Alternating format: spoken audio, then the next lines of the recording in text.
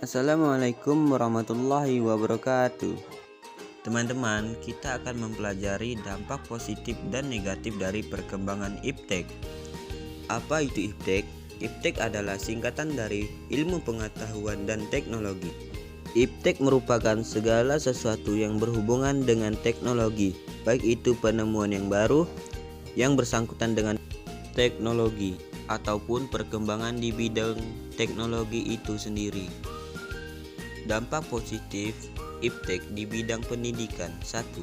Mudah mengakses informasi pendidikan. 2. Adanya e-learning memudahkan proses belajar mengajar. Ketiga, adanya media massa dan media elektronik sebagai sumber pengetahuan dan pusat pendidikan.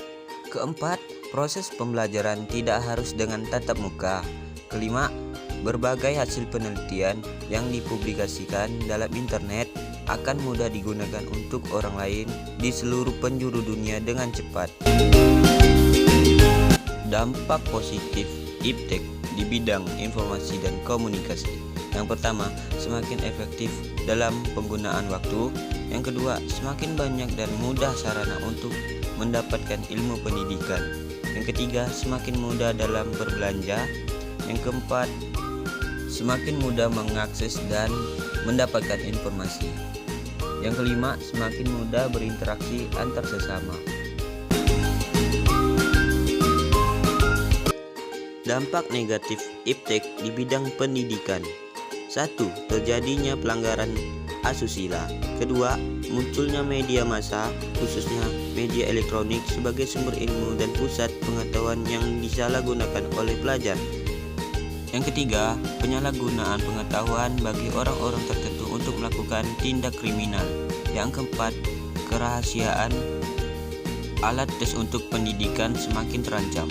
Yang kelima, munculnya metode-metode pembelajaran yang baru yang memudahkan siswa dan guru dalam proses pembelajaran, sehingga membuat siswa menjadi malas. 6. Adanya penyalahgunaan sistem pengolahan data yang menggunakan teknologi. Dampak negatif iptek di bidang ekonomi. Sifat konsumtif sebagai akibat kompetisi yang ketat pada era globalisasi akan juga melahirkan generasi yang secara moral mengalami kemerosotan, konsumtif, boros, dan memilih jalan pintas yang instan. Yang terjadi penggunaan bagi tenaga kerja yang tidak mempunyai kualifikasi yang sesuai dengan yang dibutuhkan.